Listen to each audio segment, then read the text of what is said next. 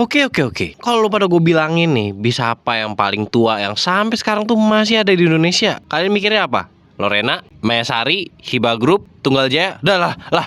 So ini dia PO tertua di Indonesia. Naiklah perusahaan Minang alias disingkatnya NPM. Gue awalnya nggak expect kalau PO ini sebenarnya PO yang paling tua di Indonesia. Dan tuanya itu bukan sembarang tua cuy. Dia tercipta dari tahun 1937 sebelum kemerdekaan Indonesia, anjay. Woi, kore wa nanda? これはNPM トランスポート。 NPM Transporto. Wah, suke na. Ya betul, perusahaan ini tuh berdiri mulai tahun 1937 ya. Bermula dari transportasi dokar. Ya model Delman gitu lah maksudnya.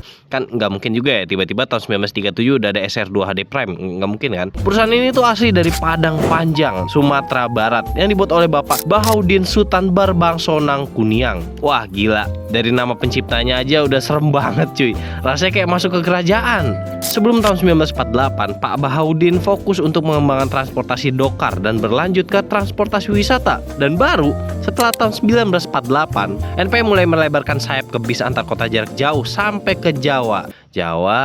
Saat ini NPM itu punya trayek yang lumayan banyak dan kelas bisnya juga lumayan variatif. Rute terjauhnya itu dari Bukit Tinggi ke Bandung dengan durasi kurang lebih 1 hari lebih cuy. Ya oke lah. Bahkan di tahun 2020 dia pernah kerja sama PO Haryanto dan Sumber Alam buat sambung trayek ke Jawa Tengah dan Jawa Timur dengan teknik operan bus. Sekarang NPM itu udah dipegang sama cucu dari pemiliknya, yaitu Bapak Angga Firkansa Khairul. Oh iya, soal nama Firkansa itu kalian pasti nggak asing dengan bis-bis Parwis yang namanya Firkansa ini kan? Ya, ini cabang bis pariwisatanya punya NPM yang resmi diciptain sama cucunya ini. Dari NPM nih kayaknya kita bisa belajar suatu hal cuy. Jadi di saat orang-orang itu tunduk dan bekerja atas penjajah, Bapak Bahaudin ini bisa keluar dari itu dan bikin perusahaannya sendiri.